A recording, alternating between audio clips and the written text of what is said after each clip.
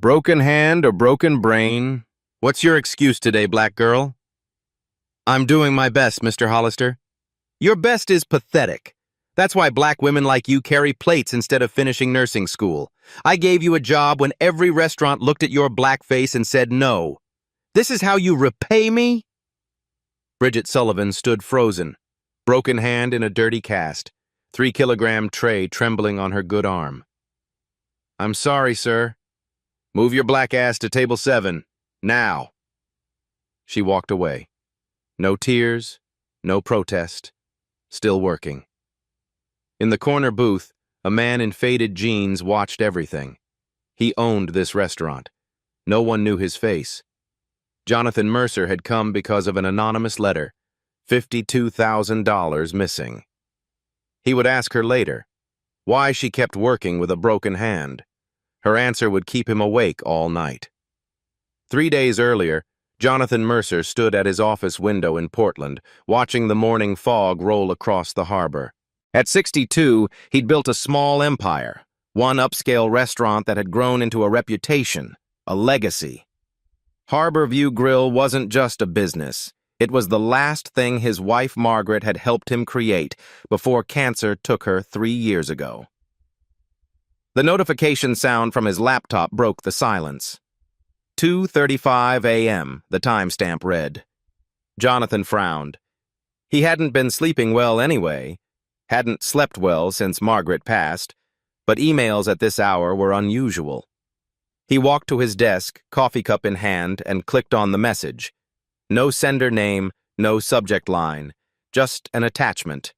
A photograph, slightly blurred, of what looked like a handwritten ledger. Rows of numbers in neat columns, dates on the left side, and beneath it, a single line of text. $52,000 in 8 months. Ask your manager where it went. Jonathan stared at the screen. His first instinct was to delete it. Anonymous accusations were rarely worth the trouble, usually just noise from someone with a grudge. But something about the handwriting in the photograph made him pause. It was small, precise, desperate. Someone had taken a real risk to send this. He picked up his phone and called his accountant. The man answered on the 5th ring, voice thick with sleep. Mr. Mercer, it's almost 3 in the morning. I need the tip reports from Harborview for the last 8 months. Everything Ray submitted. At this hour? At this hour. The files arrived by 5 a.m. Jonathan spread them across his desk, cross-referencing the numbers with the photograph. According to Ray Hollister, his general manager of 7 years, tip income had averaged $6,500 per month. Reasonable for a restaurant of Harborview's size and clientele. But the anonymous letter claimed the real number was 40% higher. Jonathan leaned back in his chair. The math didn't lie. If the letter was accurate, someone had been skimming over $52,000 in 8 months. $52,000 that should have gone to servers, busboys, bartenders, the people who actually earned it. He pulled up the employee turnover report next. His stomach tightened. 14 people had quit in that period. All of them listed personal reasons as their explanation. No exit interviews, no complaints filed, no red flags raised. 14 people, and not a single one had said a word. That silence bothered Jonathan more than the money. In his experience, people didn't stay quiet when they were being treated well. They stayed quiet when they were afraid. He opened his desk drawer and pulled out a photograph. Margaret, on opening day 15 years ago, holding the scissors for the ribbon cutting. Her smile was radiant, full of hope. She'd worn that same smile when she told him, the night before they opened, "This restaurant will succeed because we treat our people like family. Promise me you'll never forget that. If you ever start to forget, remember tonight." Jonathan looked at the photograph for a long moment. His throat tightened. He'd forgotten. After Margaret died, he'd handed the reins to Ray and stepped back. Grief had made him absent. Trust had made him blind. He'd told himself that Ray was capable, that the business was in good hands, that he needed time to heal. 3 years. How many people had been hurt in 3 years while he was healing? He stood up, walked to his closet, and pulled out an old duffel bag, the one he used to take on fishing trips with Margaret, back when life was simpler. By 6 a.m., he was on the road to Harborview. He didn't call ahead, didn't warn anyone.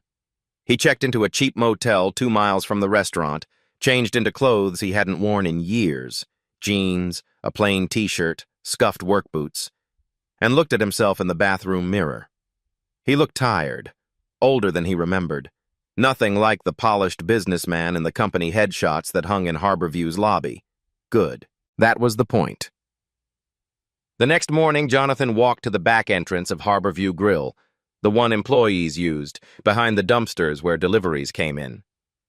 A young assistant manager was smoking a cigarette, scrolling through his phone. "I'm looking for work," Jonathan said, keeping his voice flat, unremarkable. "Anything you've got. Dishwasher, busboy, whatever." The assistant manager looked him up and down, the gray hair, the calloused hands, the clothes that had seen better days. "You got experience?" "Enough. We're short-staffed." The young man shrugged, flicking ash onto the pavement.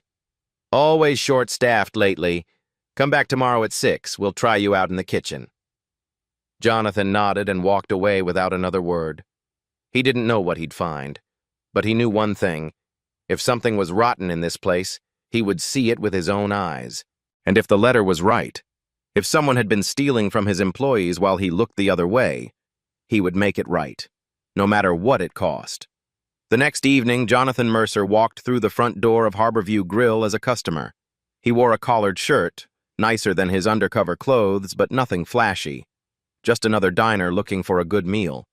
The hostess smiled professionally and seated him at a corner booth, the one with the worst view of the harbor, usually reserved for walk-ins without reservations. Perfect. From here, he could see the entire floor. The restaurant was beautiful, exactly as Margaret had designed it. White tablecloths, soft amber lighting, exposed brick walls lined with maritime photographs.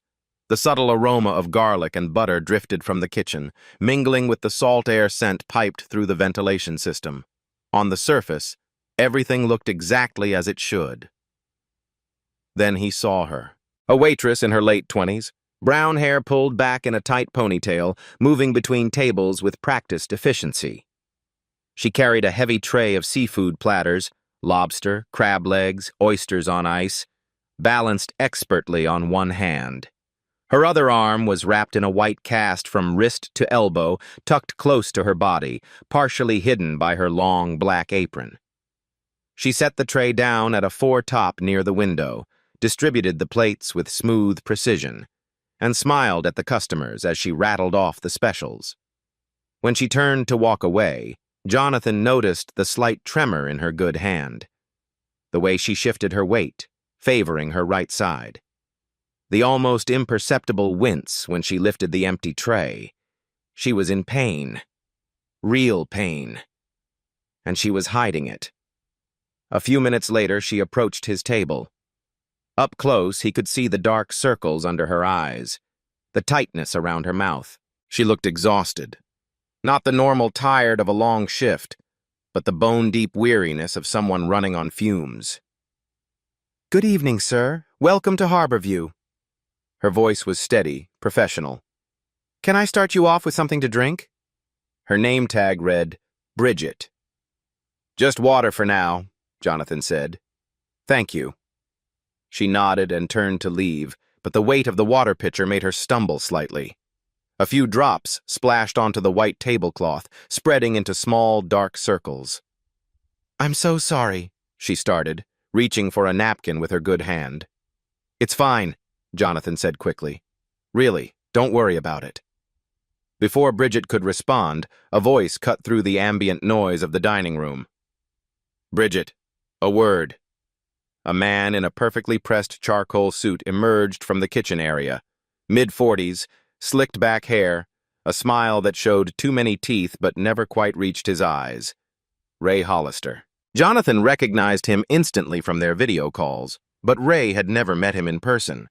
They'd only communicated through screens and spreadsheets. Ray's hand landed on Bridget's shoulder, not gently, but with the weight of ownership. He turned to Jonathan, smile widening. "Best waitress we have," Ray said, his voice smooth as aged whiskey. "Dedicated beyond belief, showed up with a broken hand and still insisted on working. That's the Harborview spirit right there." He squeezed Bridget's shoulder. She didn't react, but Jonathan saw her jaw tighten almost imperceptibly. "I'll check on your order, sir," Bridget said quietly, and walked toward the kitchen without looking back. Ray followed her. Jonathan waited 30 seconds, then stood up and walked toward the restrooms, which happened to be located near the kitchen entrance. A convenient coincidence. Through the swinging door's small window, he could hear Ray's voice. The smooth charm was gone, replaced by something cold and sharp. "Table 7 has been waiting 9 minutes. 9. You think that's acceptable?" "I'm doing my best. Your best isn't good enough." Ray's voice dropped lower, more dangerous. "I don't care if your arm falls off. You get that food out. Don't make me regret not firing you last week." Silence. Then footsteps. Jonathan stepped back just as the kitchen door swung open. Bridget walked out, her eyes red-rimmed but dry. No tears. Her jaw was set, her back straight. She moved past Jonathan without seeing him, paused at the service station, and reached into her apron pocket. She pulled out a small notebook, spiral-bound, barely larger than her palm, and scribbled something quickly. Numbers, it looked like. Then she tucked the notebook away, composed her face into professional neutrality, and walked back to the floor. Jonathan returned to his table, but his appetite was gone. The notebook. The cast. The manager who smiled at customers and threatened employees behind closed doors. The pieces were starting to form a picture he didn't like. When Bridget returned with his water, Jonathan studied her face more carefully. She was tired, desperately tired. But there was something else in her eyes. Something that looked like defiance. Like she was fighting a war no one else could see. "Long shift?" he asked gently. She hesitated. Waitresses weren't supposed to complain. It was an unwritten rule. "It's fine," she said, forcing a small smile. "Thank you for asking." She walked away before he could say anything else. Jonathan watched her work for the next 2 hours, watched her carry trays that should have required 2 hands, watched Ray smile and laugh with VIP customers while ignoring the pain on Bridget's face, watched her pull out that little notebook 4 more times, always when she thought no one was looking. "What are you writing?" he wondered. "And why are you hiding it?" That night, Jonathan sat in his motel room, the anonymous letter spread on the bed beside him. The handwriting was small, careful, slightly shaky, like someone writing quickly, afraid of being caught. He thought about Bridget's notebook, the way she hid it in her apron, the precision of her movements. Even writing in secret, she was methodical, deliberate. Could she be the one who sent this? He pulled up his laptop and opened the employee files his HR director had sent over. Bridget Sullivan, 29 years old, 2 years of nursing school before dropping out due to debt. Hired at Harborview 14 months ago. No complaints filed, no disciplinary actions. Performance reviews consistently marked exceeds expectations. No record of her injury either. No workers' comp claim. No request for modified duties or reduced hours. She'd broken her hand and kept working like nothing had happened. Like she couldn't afford to stop. Jonathan closed the laptop. His reflection stared back at him from the dark screen. An old man in a cheap motel room, 4 hours from home, chasing shadows based on an anonymous letter. What am I doing here? The answer came immediately, rising from somewhere deep in his chest. He was doing what he should have done 3 years ago. He was paying attention. The next morning, Jonathan showed up at the back entrance of Harborview at 5:45 a.m. The same assistant manager was there, this time with a clipboard and a stained coffee cup. "You're early. Good." The young man barely looked up. "We need someone on dish duty. $8 an hour, no benefits, cash at the end of each shift. No questions asked." You in? I'm in. They handed him a threadbare apron and pointed him toward the industrial kitchen. For the next 3 days, Jonathan Mercer, owner of Harborview Grill, worth several $1 million on paper, scrubbed pots, sorted silverware, and hauled trash bags twice his weight. His hands blistered on the first day. His back screamed by the second. He understood, for the first time in decades, what it actually meant to work at the bottom. And he watched. God, did he watch. He watched Ray collect tip money at the end of each shift, counting it privately in his locked office while the servers waited anxiously in the hallway. He watched the staff exchange nervous glances whenever Ray's footsteps echoed through the kitchen. He watched Bridget work 12-hour shifts with a broken hand, never complaining, never sitting down, never showing weakness. And he watched her write in that notebook. Every single night. Always when she thought no one was looking. Always hidden immediately afterward. On his second day, a young busboy named Tyler, 22, skinny as a rail, perpetually jumpy, sidled up to Jonathan at the dish station. His eyes darted toward Ray's office before he spoke. "You're new, right?" "Yeah, just started." Tyler glanced over his shoulder again, then leaned closer. His voice dropped to barely above a whisper. "Word of advice. Don't ask questions. About tips, about schedules, about anything. Just take what they give you and say thank you. That's how it works here." "Why?" Tyler's face went pale. His hands trembled slightly. "Because that's how you survive." He walked away before Jonathan could respond, nearly knocking over a rack of clean glasses in his haste. "That's how you survive here." Jonathan turned those words over in his mind as he scrubbed another pot, the hot water turning his blistered hands raw. He thought about the 14 people who'd quit in 8 months, the ones who couldn't survive anymore. The ones who'd walked away with personal reasons and no exit interview. Had they tried to speak up? Had anyone listened? Or had they just disappeared? One by one, like they'd never existed at all.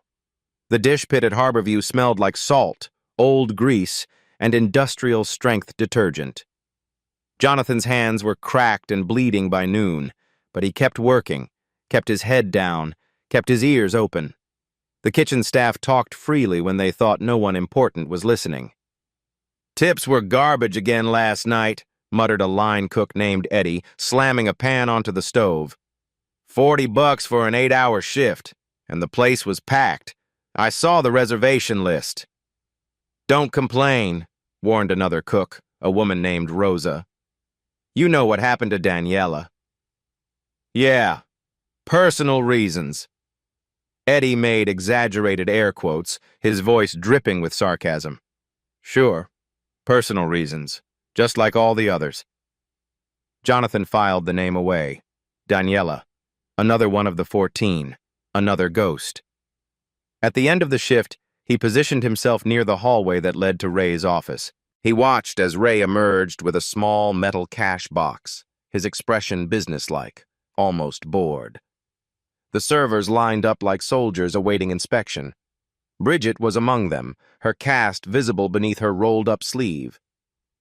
"Tip pool for tonight, $320, Ray announced, his voice carrying no warmth. 8 of you on floor duty. That's 40 each. No one questioned it. No one asked to see the receipts or the credit card slips.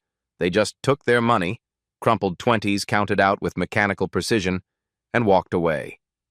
But Jonathan had been watching the floor all night. Table 12 alone had left a $100 bill on a $200 check. He'd seen the customer place it on the table with a smile, complimenting Bridget's service despite her obvious injury. One table, $100.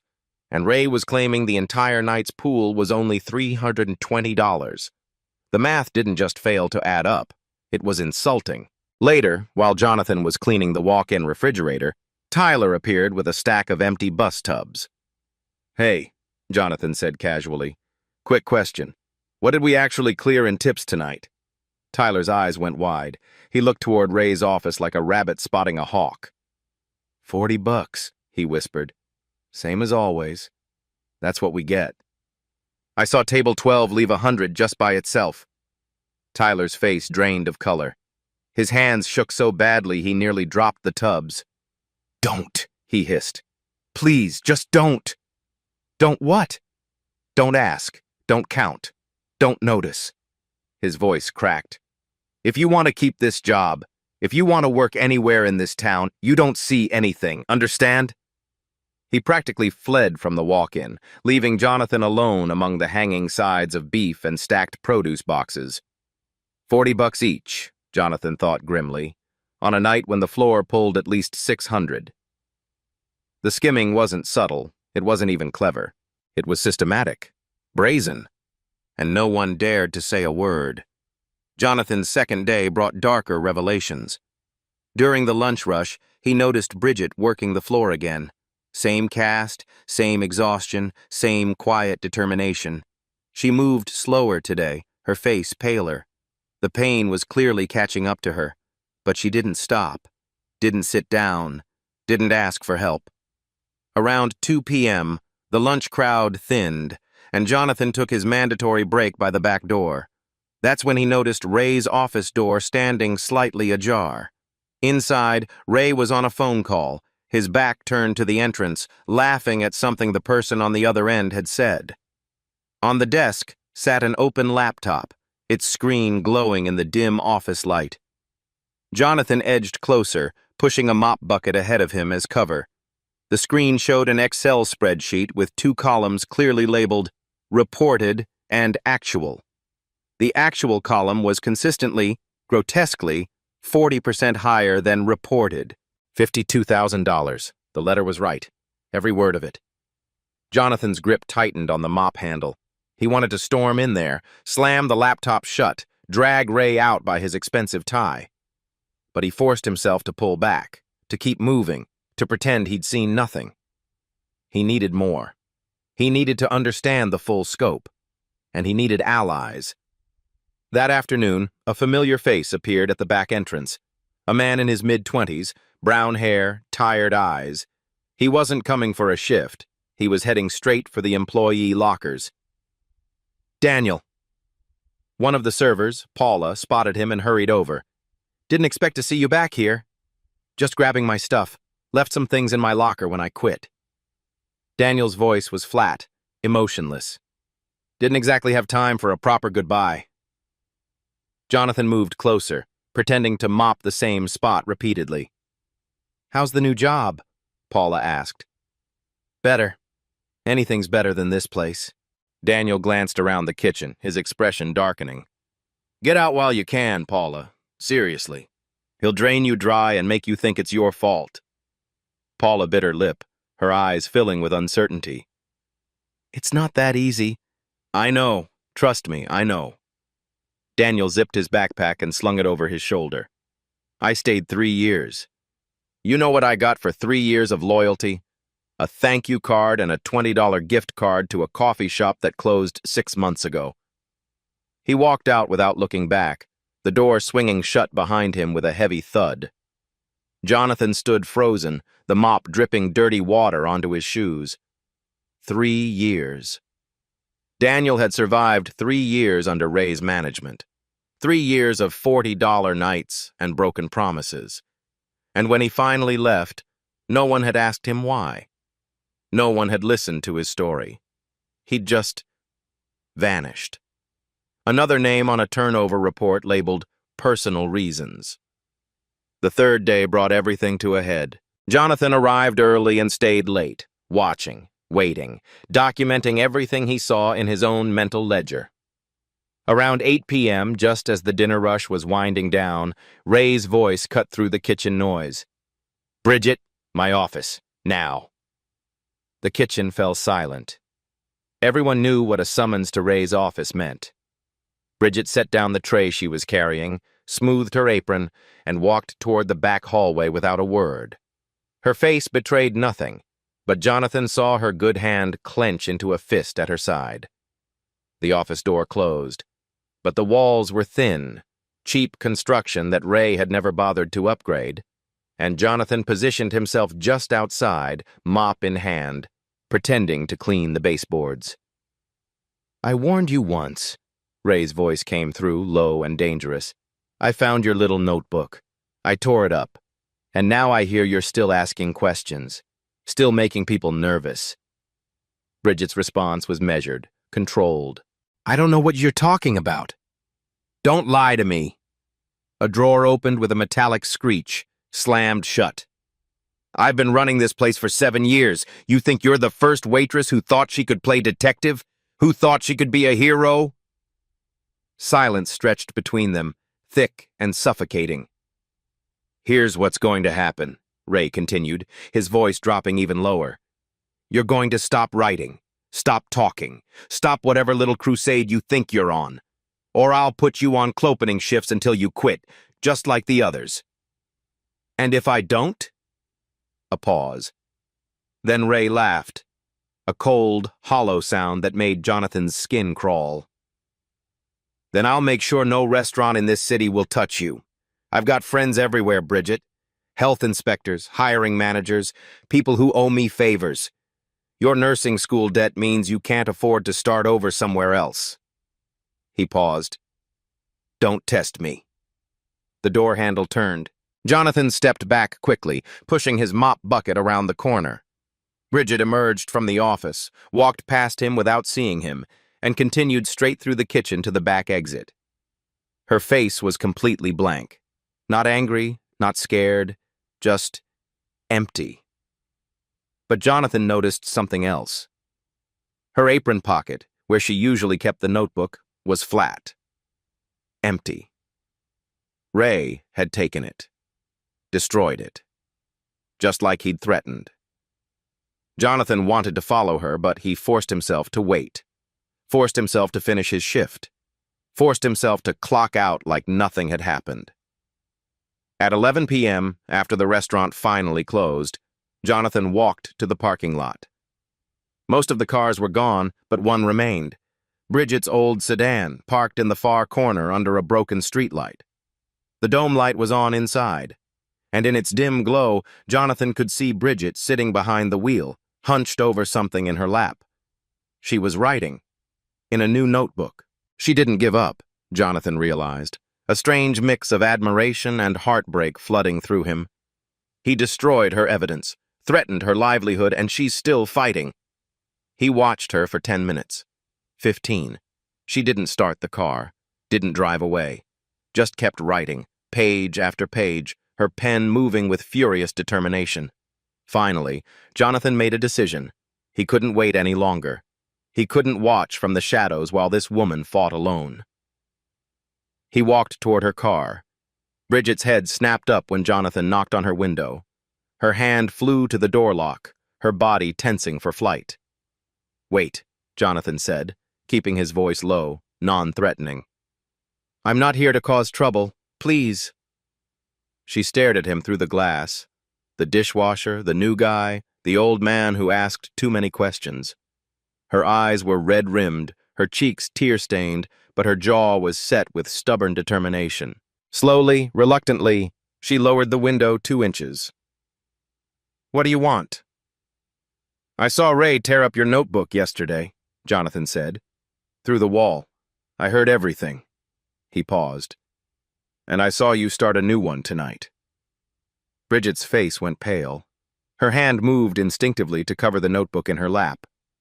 I don't know what you're talking about. I think you do. Jonathan hesitated, then took the plunge.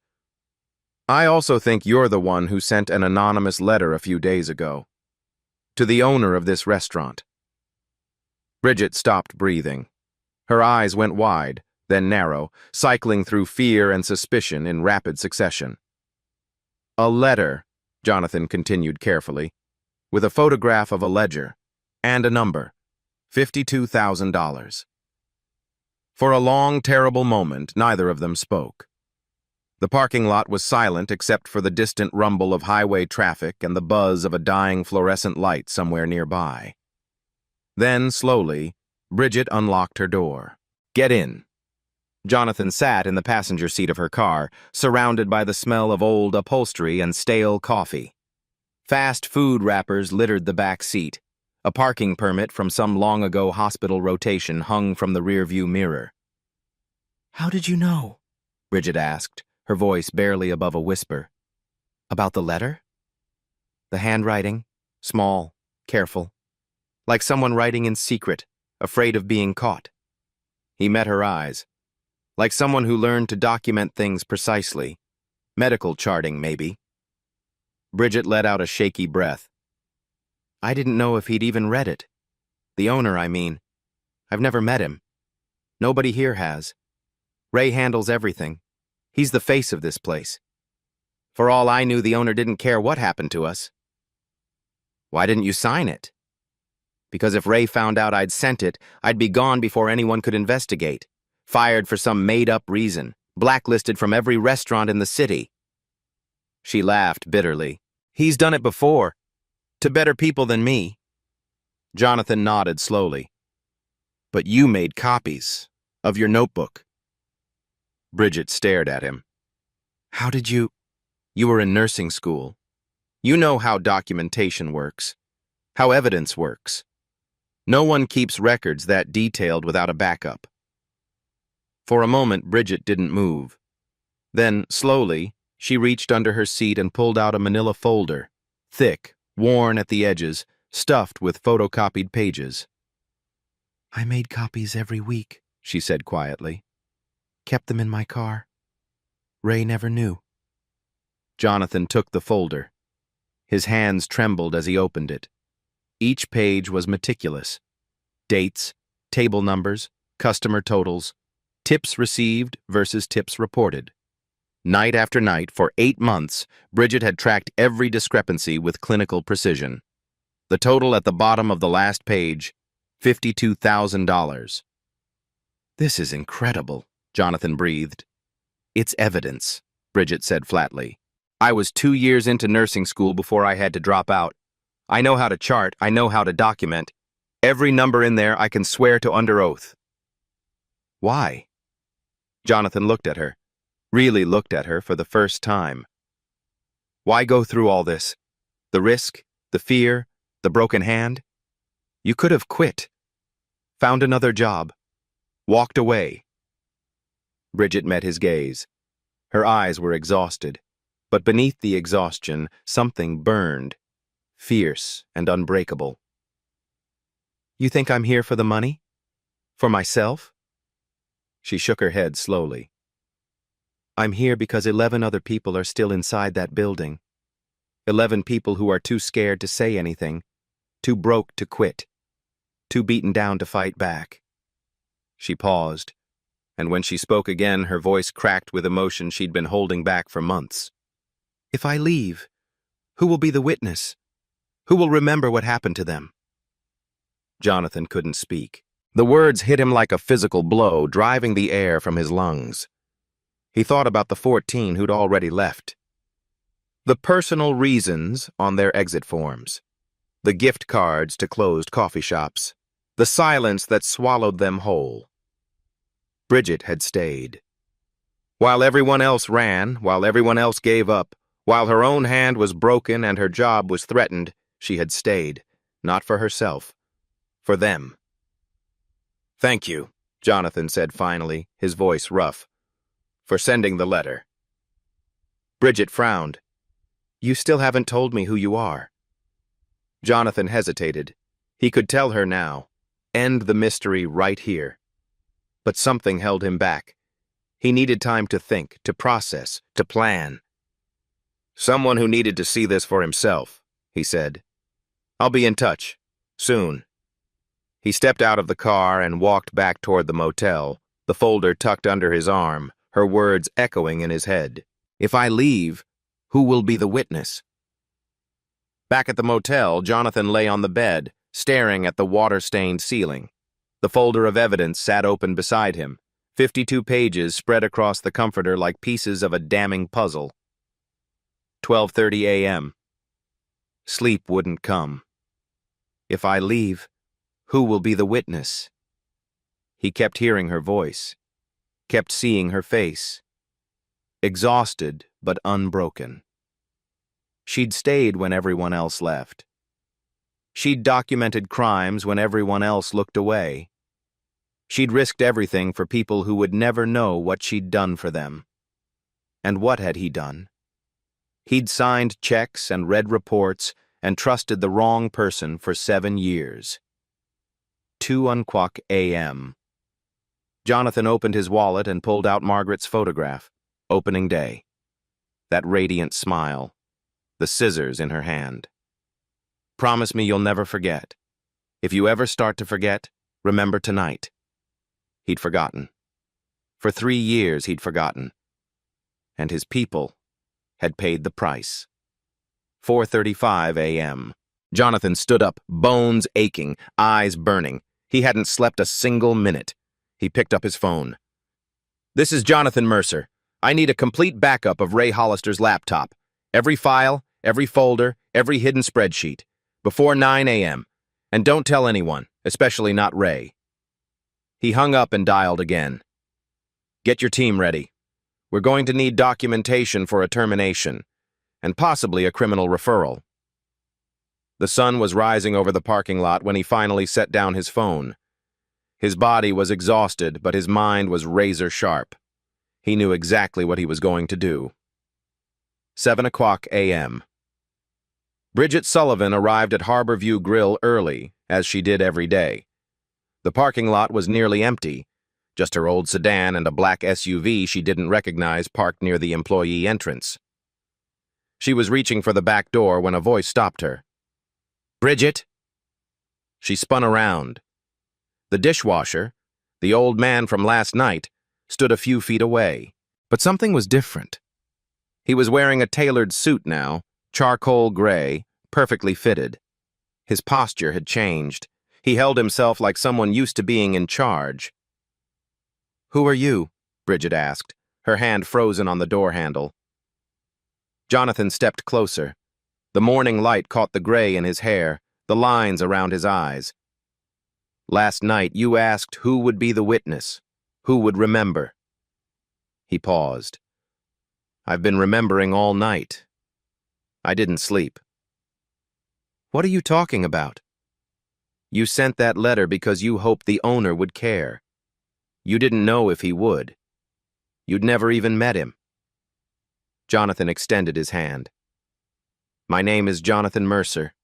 I own this restaurant. And you don't have to be a witness alone anymore." Bridget didn't move. Her face cycled through confusion, disbelief, and finally, understanding. Her eyes filled with tears she'd been holding back for months. "I didn't know," she whispered. "I didn't know if anyone would come." "I came," Jonathan said quietly, "and I'm sorry it took so long." 9:00 a.m. The staff meeting. Every employee at Harborview had been summoned, an unusual occurrence that had the kitchen buzzing with nervous speculation. They filed into the private dining room and took seats in folding chairs arranged in neat rows. Ray Hollister stood at the front, clipboard in hand, projecting the easy confidence of a man who believed himself untouchable. He smiled at the assembled staff, his teeth too white, his eyes too cold. "Good morning, everyone. I know you're wondering why." The door opened, and Jonathan Mercer walked in. Ray's smile froze. His eyes widened almost imperceptibly before he forced his expression back to neutral. "Mr. Mercer." He recovered quickly, smoothly. "This is certainly a surprise. I wasn't informed you were visiting." "I know." Jonathan walked to the front of the room, his footsteps echoing in the sudden silence. "That was intentional." And he set a thick folder on the table, Bridget's evidence. Then he opened a laptop and turned the screen toward the room. $52,000, Jonathan said, his voice calm but carrying to every corner. "That's the difference between what customers left in tips over the past 8 months and what employees actually received." A gasp rippled through the room. Tyler's face went white. Paula covered her mouth with her hand. Ray's composure cracked, but only for a second. "Those documents are fabricated. Anyone could have written those numbers." "Anyone?" Jonathan clicked through to the spreadsheet. Ray's own spreadsheet, backed up from his laptop that morning. 2 columns, reported and actual. Ray's handwriting in the margins, his initials at the bottom of each page. This is from your laptop, your files, your records. Jonathan looked at Ray steadily. Would you like to explain why there are 2 sets of books? The color drained from Ray's face. Sweat beaded on his forehead. I was going to pay it back, he stammered. It was temporary. The restaurant was struggling. I needed to cover some shortfalls. Harborview made $4 million in revenue last year, Jonathan interrupted. There were no shortfalls. There was just you, taking money from people who trusted you. He turned to face the staff. Their expressions ranged from shock to vindication to barely suppressed rage. I owe every one of you an apology, Jonathan said. I wasn't here. I trusted someone I shouldn't have, and I didn't ask the questions I should have asked. That failure is on me. He turned back to Ray, his voice hardening. You told me Bridget was dedicated. Those were your exact words. You were right. She was dedicated enough to document every lie you told for 8 months, while working with a broken hand, while you threatened to fire her. Ray's eyes darted to Bridget, standing by the door, his face contorted with fury. Security is waiting outside, Jonathan cut him off. You'll have a chance to explain yourself to the police, not to me, not anymore. 2 uniformed officers appeared in the doorway. Ray looked around the room desperately, at the employees who wouldn't meet his eyes, at the evidence spread across the table, at Jonathan's implacable expression. He had nowhere to go, nothing left to say. As the officers escorted him toward the door, Ray stopped in front of Bridget. His mouth opened, ready to unleash some final threat, some parting cruelty. She spoke first. You said heroes don't last long here. Her voice was quiet but steady, carrying clearly through the silent room. I'm still here. You're not. Ray's face went slack. The officers took his arms and led him away. The door closed behind him with a sound like finality. For a long moment, no one moved. No one spoke. Then someone started clapping. Tyler. His face was still pale, but his hands came together once, twice, building into steady applause. Others joined in. Paula, Eddie, Rosa, the line cooks and busboys and servers who had suffered in silence for years. Bridget looked down, embarrassed by the attention. Jonathan walked over to her. You stayed when everyone else left, he said, loud enough for the room to hear. You didn't do it for money or recognition. You did it because it was right. That's rare, and I won't forget it. 1 week later, Harborview Grill held its first genuine staff meeting in years. The private dining room had been rearranged. The long rectangular table was gone, replaced with chairs arranged in a circle. No head of the table, no hierarchy of seating. Jonathan took a seat among the servers and cooks, deliberately positioning himself as one of the group rather than above it. Before we start, he said, looking around the circle, I want to address what happened and what's going to change. Not just personnel, the whole system. He pulled out a folder, this time filled with checks. The $52,000 that was stolen from you is being returned. Every server, busboy, and bartender who worked during those 8 months will receive their fair share. If you're not here anymore, we're tracking you down. Murmurs of disbelief rippled through the room. Tyler leaned forward, his eyes wide. That's real? You're actually giving it back? It was always yours. Jonathan handed the first check to Bridget. You documented everything. You made this possible. Bridget took the check with trembling hands, but she didn't look at the amount. She looked at the people around her. Tyler, Paula, Eddie, Rosa, all the others she'd stayed to protect. It's not about the money, she said quietly. It never was. The door opened, and a familiar figure stepped into the room. Daniel, the former employee who'd told Paula to get out while you can. He stood in the doorway, uncertain, a backpack slung over one shoulder. I got a call, he said, his voice hesitant. From Mr. Mercer. He said I should come. Jonathan stood up. Daniel, you worked here for 3 years. You gave this place everything, and when you left, no one asked why. No one listened to what happened to you. He paused. I'm listening now. Daniel's jaw tightened. Old pain flickered behind his eyes. No, he said quietly. They didn't listen. They never did. I want to change that. Jonathan gestured to an empty chair. I'm not asking you to come back as a server. I'm asking you to come back as assistant manager. You know what this place was. Help me make it what it should be. The room held its breath. Daniel looked around, at the faces of former colleagues, at Bridget's steady gaze, at the checks being distributed around the circle. Finally, he nodded. I thought when I quit, I lost, he said. Turns out I was just waiting for the right person to speak up. He looked at Bridget. She looked back. A silent acknowledgement passed between them. Two people who'd fought the same battle from different angles, finally standing on the same side. Jonathan turned to Bridget next. I have something else. But first, I need to ask, will you stay? Bridget blinked. Stay? Not as a waitress. As floor supervisor. You'll manage front-of-house operations, scheduling, training, customer relations. You'll report directly to me.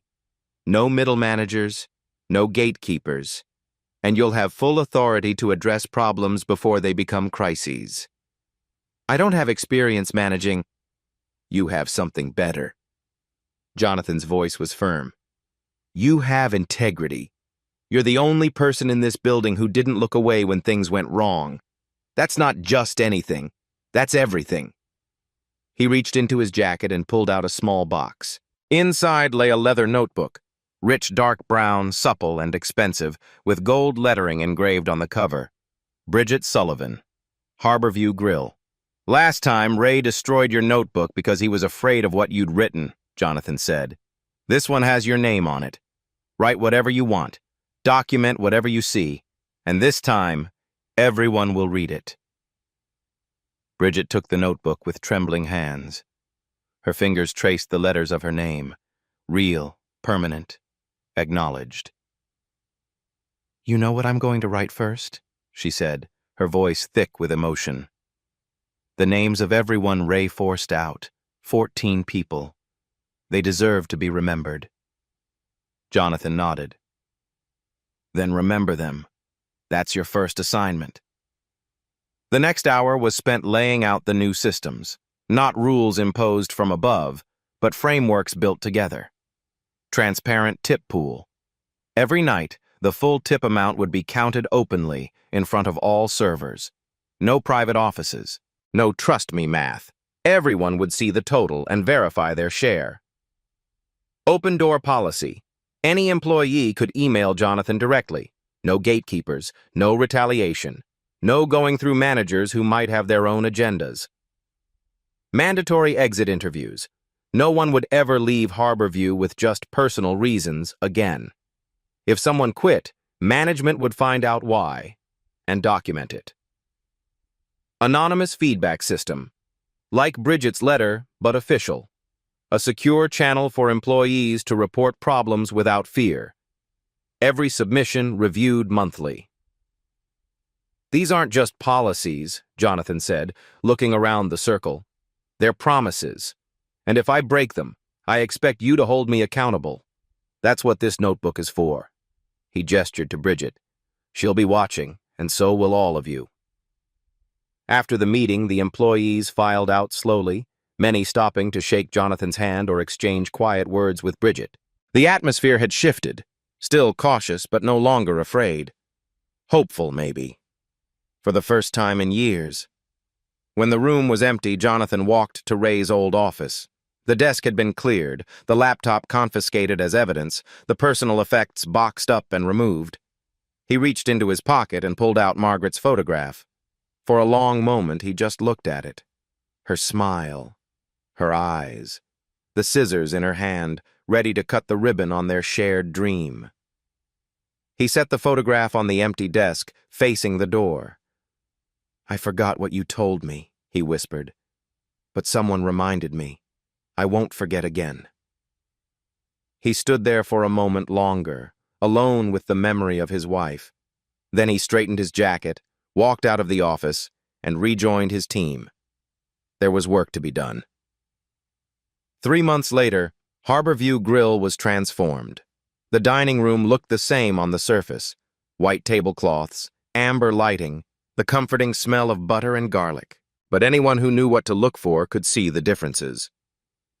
The servers smiled more. Real smiles, not the forced grimaces of people trying to survive. The kitchen staff laughed and joked during prep, their voices carrying through the pass-through window without fear. And Bridget Sullivan stood near the host stand, tablet in hand, watching the floor with quiet pride. Her cast was gone, had been gone for 2 months now. The bone had healed cleanly. She wore a new name tag: Bridget Sullivan, floor supervisor. A young server named Amanda, hired 3 weeks ago, was struggling with a complicated order at table 6. The customers had modifications on 4 different dishes, dietary restrictions, an allergy to shellfish. Amanda's hands were shaking, her face flushed with panic. In the old days, Ray would have descended on her like a vulture, berating her in front of everyone until she either quit or learned to hide her mistakes. Bridget walked over calmly, casually, like she was just passing by. "Hey, take a breath. What's the problem?" "Table 6. They want substitutions on everything, and there's an allergy, and I can't remember which dish has the cross-contamination risk." "It's okay." Bridget pulled out her notebook, the leather one with her name on it, and flipped to a page of quick reference notes she'd compiled.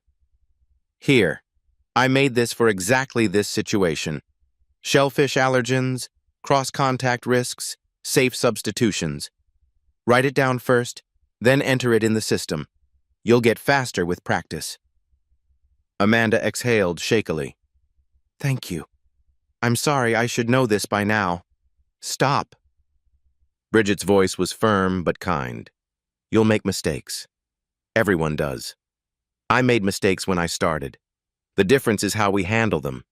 Here you won't be punished for asking questions. You'll be helped." Amanda nodded, wiped her eyes, and returned to her table with renewed confidence.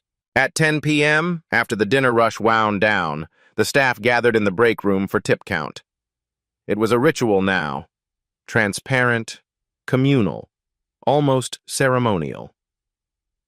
Bridget counted the bills and coins while everyone watched. No private offices, no closed doors. $680 tonight, she announced. 8 servers on floor duty. That's $85 each. Tyler, still there, no longer jumpy, finally starting to relax, counted his share carefully. $85. He looked up at Bridget with something like wonder. "That's more than I made in 3 days under Ray," he said quietly. "Sometimes I still can't believe this is real. It's real." Bridget handed him his money. "And it's yours. It was always supposed to be yours." Tyler nodded slowly. The fear that had lived in his eyes for so long was finally, truly gone. In its place was something new: trust. The front door chimed and Jonathan Mercer walked in. He came by once a week now, not to inspect or manage, but to eat, to be present, to remind himself what Harborview was supposed to feel like. "Mr. Mercer," the hostess smiled warmly. "Your usual table?" "Please. Thank you, Carmen." He sat in the corner booth, the same one he'd occupied on his first night undercover, and watched the restaurant hum around him. The servers moved with confidence. The kitchen staff worked in harmony. The customers laughed and lingered over dessert, comfortable in a way they couldn't have articulated but definitely felt. Bridget approached his table a few minutes later, a slight smile playing at her lips. "Still checking up on us, boss?" "Not checking." Jonathan returned the smile. Just eating, and maybe remembering. Remembering what? Why I started this place. He paused, his expression softening. You reminded me, when I'd forgotten. Bridget's smile faded into something more serious. You came when no one else would. That's what I remember. We came for each other, Jonathan said. That's what this place was always supposed to be. Margaret knew that. I just lost sight of it for a while. Bridget nodded. Then she pulled out her notebook, well worn now, filled with 3 months of notes, ideas, observations, and names, and showed him the first page. 14 names. The people Ray had forced out. The ones who'd left with personal reasons and $20 gift cards. I tracked them all down, she said. 3 came back to work here. The rest, at least they know someone remembered. Someone cared enough to write their names down. Jonathan looked at the list. Some names he recognized from old HR files. Others were strangers, but each one represented a person who'd been hurt, and a promise that it wouldn't happen again. Thank you, he said quietly. For what? For staying. When everyone else left, you stayed. Bridget tucked the notebook back into her apron and smiled. A real smile, unguarded and warm. Someone had to be the witness. I'm just glad I didn't have to be one alone. Late evening. The restaurant had closed an hour ago, but Bridget Sullivan was still there. She sat alone at a corner booth, the leather notebook open in front of her. The first page still held those 14 names, the people who'd been forced out, the ones she'd refused to let be forgotten. But tonight, she turned to a fresh page. She wrote slowly, deliberately, the pen moving across the paper with careful purpose. This notebook isn't for me anymore. It's for everyone who stayed silent because they thought no one was listening. I'm listening now. I'll keep listening, and I'll keep writing. She paused, reading the words back. For 8 months, she'd written in secret, documenting injustice in a little spiral notebook that Ray had torn to shreds. She'd kept going anyway. Not because she knew it would work, not because she was sure anyone would care, but because staying silent felt like a betrayal of everyone who couldn't speak for themselves. Now she was writing something different. Not just a record of wrongs, but a blueprint for what could be. Staff schedules, training protocols, ideas for making Harborview better, not just for her, but for everyone who came after. She closed the notebook and looked around the empty dining room. The chairs were upturned on tables, the floor freshly mopped, the lights dimmed to a soft amber glow. 3 months ago, this place had felt like a prison. Now it felt like hers. Not because she owned it, but because she'd helped save it. Outside, the night was cool and quiet. Bridget locked the front door, tucked the notebook under her arm, and walked to her car. She paused with her hand on the door handle. For so long, she'd asked herself, does anyone care? Is anyone paying attention? The answer, she'd learned, was yes. But sometimes you had to be the first one to speak up. Sometimes you had to stay when everyone else left. Sometimes you had to write things down, even when you were scared, even when you didn't know if anyone would ever read them. Because silence had a cost, and someone had to be brave enough to break it. Have you ever seen something wrong and stayed silent? You don't need anyone's permission to speak up. Sometimes the first step is just writing it down, even if it's only for yourself. If this story made you think of someone, share it with them, not to judge, just to remind each other, silence has a price. And sometimes, the bravest person in the room is the one who refuses to walk away.